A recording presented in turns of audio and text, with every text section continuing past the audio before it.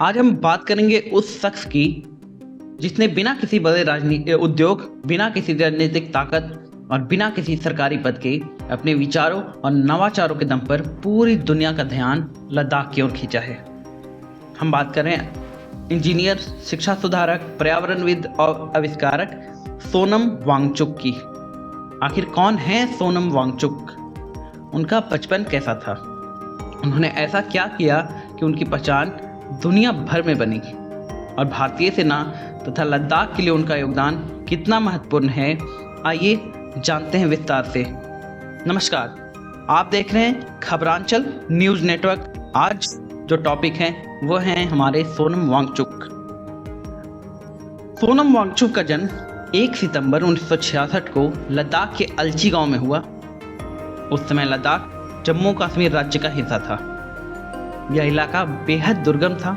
न अच्छी सड़कें थी, न आधुनिक स्कूल थे और न ही आज जैसी सुविधाएं मौजूद थी।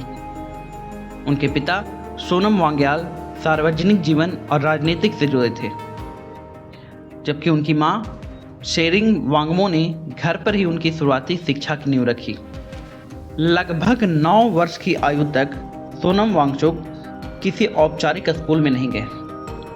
उनकी पहली शिक्षिका उनकी मां थी, जिन्होंने उन्हें पढ़ना लिखना बल्कि समझकर सीखना भी सिखाया।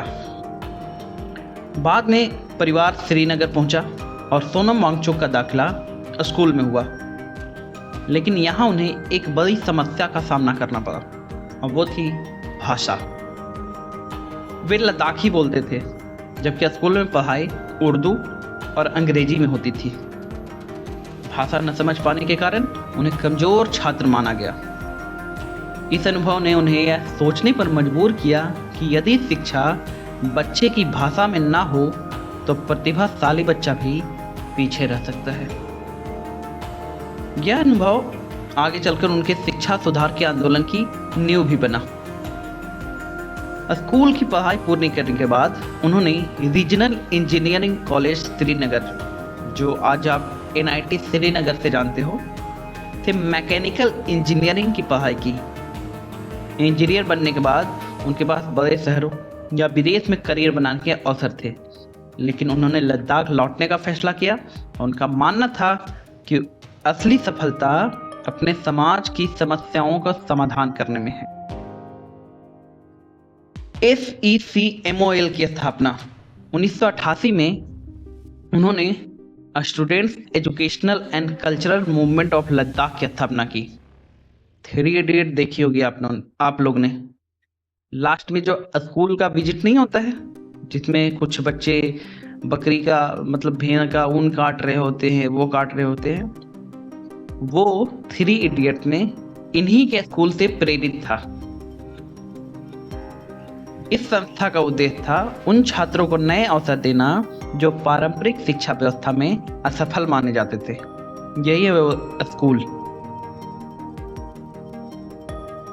सेमोल में केवल किताबों से नहीं बल्कि खेती, विज्ञान, इंजीनियरिंग, सौर ऊर्जा, पर्यावरण और दैनिक जीवन के अनुभव से शिक्षा दी जाती थी। यहाँ छात्रों को आत्मनिर्भर बनाना सबसे बड़ा लक्ष्य था। अब देखिए एक चीज, ये है आइस सोप, पानी बचाने की अनोखी तकनीक।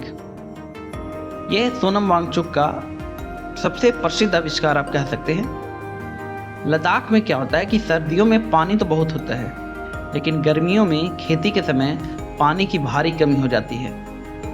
इस समस्या का समाधान उन्होंने एक कृत्रिम बर्फ के स्तूप के रूप में निकाला। सर्दियों में पानी को ऊंचाई से पाइप के माध्यम से इस तरह जमा किया जाता था कि वह विशाल बर्फ के शंखों का रूप ले लेता था। गर्मियों में यही बर्फ धीरे धीरे पिघलती है और खेतों को पानी उपलब्ध कराती है। आज इस तकनीक की चर्चा दुनिया के कई देशों में हो चुकी है।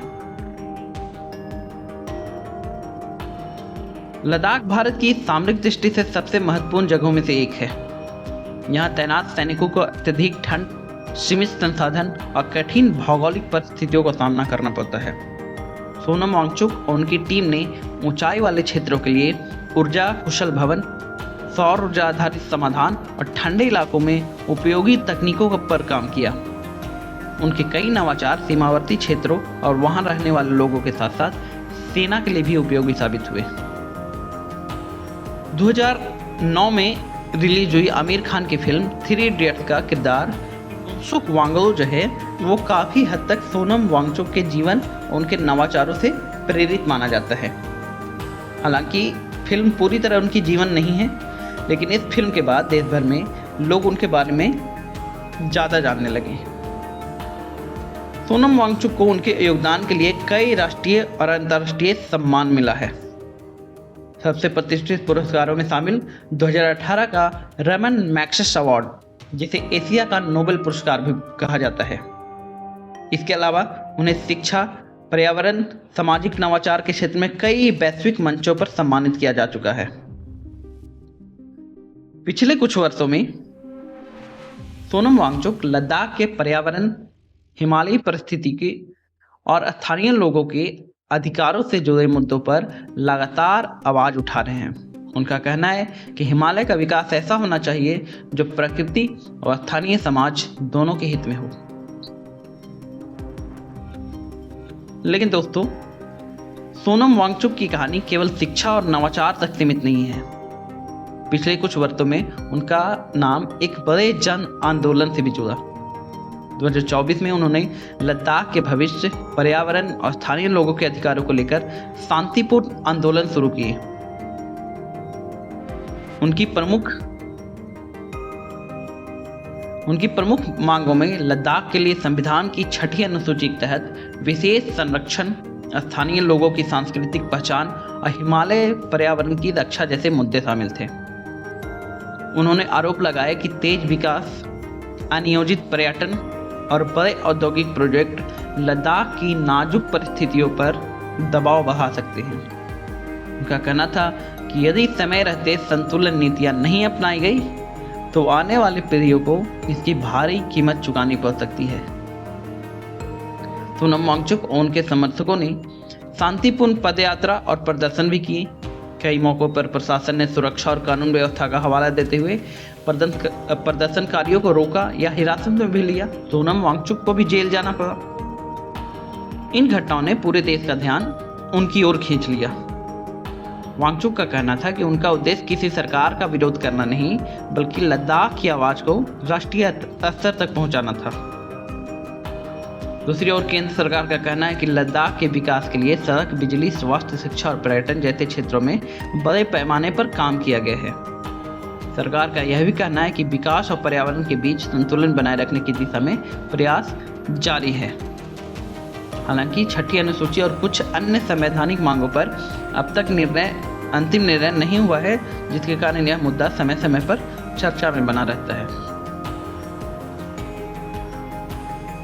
अब बात करते हैं उस मुद्दे की जिसने एक बार फिर पूरे देश का ध्यान सोनम वांगचुक की ओर खींच दिया है। पिछले कुछ दिनों से सोनम वांगचुक दिल्ली के जंतर मंतर पर कॉकरोच जनता पार्टी के आंदोलन के समर्थन में आमरण अनशन पर बैठे हुए हैं।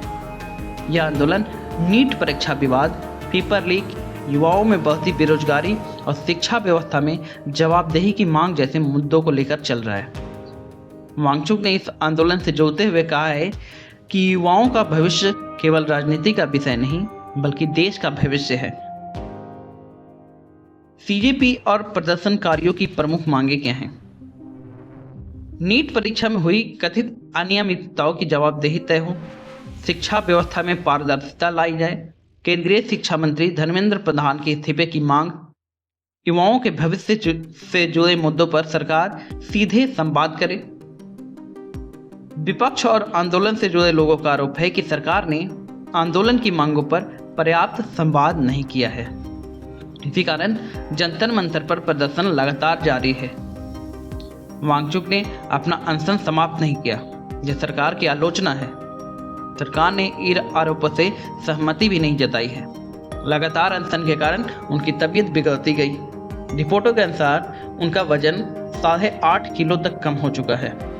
इस स्थिति को देखते हुए दिल्ली हाईकोर्ट ने प्रशासन को उनके स्वास्थ्य की रोजाना मेडिकल जांच सुनिश्चित करने का निर्देश दिया है। इस आंदोलन को कई छात्र संगठनों, सामाजिक कार्यकर्ताओं और कुछ राजनीतिक नेताओं का समर्थन मिला है। लेकिन सवाल अभी भी बाकी है, क्या देश के एक प्रतिष्ठित शिक्षा सुधारक और मैक्सिस पुरस्कार विजेता को अपनी बात मनवाने के लिए अनशन पर बैठना पड़ेगा? क्या सरकार को आंदोलनकारियों से जल्द संवाद करना चाहिए, या फिर सरकार का पक्ष सही है कि सुधार और जांच की प्रक्रियाएं अपने निर्धारित तरीके से चलनी चाहिए? इन सवालों के जवाब आने वाले दिनों में ही स्पष्ट होंगे। फिलहाल इतना तय है कि सोनम वांगचुक का यह आंदोलन सिर्फ एक व्यक्ति का नहीं, बल्कि देश की शिक्षा व्यवस्था और युवाओं की चिंताओं पर चल रही बड़ी बहस का हिस्सा बन चुका है।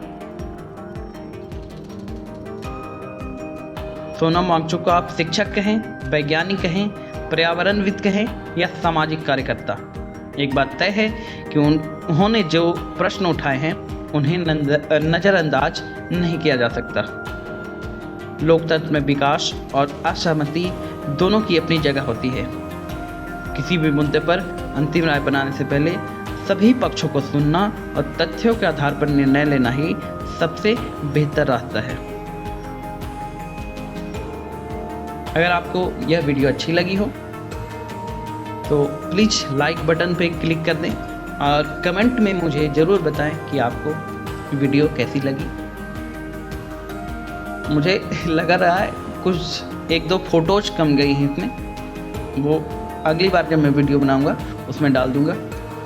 फिलहाल आपकी राय क्या है सोनम वांगचुक के मुद्दे पर, हमें कमेंट बॉक्स में ज़रूर बताएं। मिलते हैं आपसे नेक्स्ट वीडियो में, तब तक के लिए जय हिंद, जय भारत।